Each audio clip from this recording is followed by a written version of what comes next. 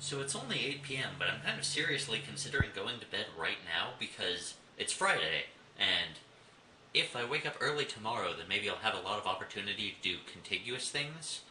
Theoretically, small chunks of time are less useful for creative endeavors than large chunks of time, but on the other hand, that might just be an excuse of procrastinating because I'm not quite sure how to get started on the creative endeavors that I want to do while I'm here.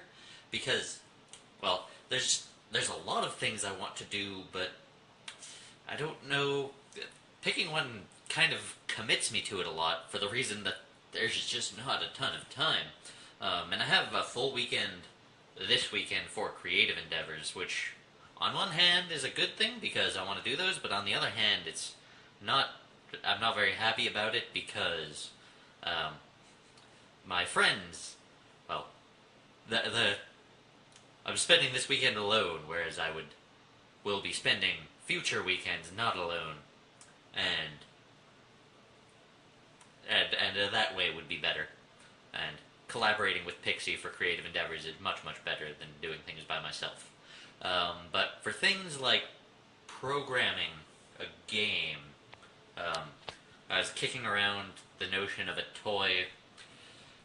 What I use for messaging right now, people, as far as I have observed in the rest of the world, use SMS and MMS for most of their uh, asynchronous communications, and that sucks because SMS and MMS are terrible. Among other things, if your handset is destroyed, you lose all of the data, which is not great because mobile phones are mobile, and people break them. That happens. That's just a thing. And I have been using Facebook Messenger, which is all right. It's like surprisingly good for Facebook being what I would think of as this crazy evil company. It's good in that it uses XMPP, which means that you can hook into it with things like Pigeon and Trillion. It does not use XMPP in like the obvious way for doing its pictures, though. Uh, what it does is kind of cool. It sends a link for those pictures to clients that are not actual Facebook Messenger as just a link to Facebook that shows the picture. And like that means if you're using it from a non-Facebook Messenger, it's perfectly functional and cool. The thing that it doesn't mean is that you have your data in a way that you can take away from Facebook, in a way that if your Facebook account gets hacked or something, you have a copy of all those pictures. Uh, which isn't like catastrophic, but I'm just neurotic about data retention, especially uh, the stuff that would go on in Facebook Messenger is the stuff that I would care about retaining. I was reading old Google Talk chat logs recently, and boy, I have a lot of things to say about them, to think about them, to feel about them. It's another thing that is interesting about going to bed early is if I'm not tired on one hand I might spend a while laying in bed but not falling asleep. On the other hand, that is kind of like a delightful opportunity to be all up in my own head in a way that I very rarely get, and even driving doesn't provide me that opportunity to be way up in my own head, because you have to focus on not dying. You have to.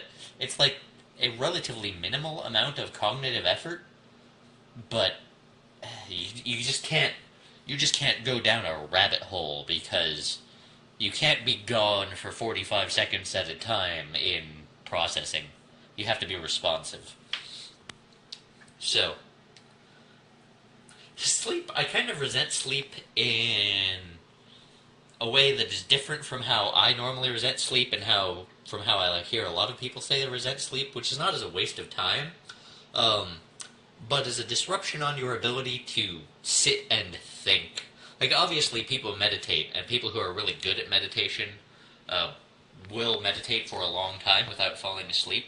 But meditation isn't necessarily the same thing as thinking.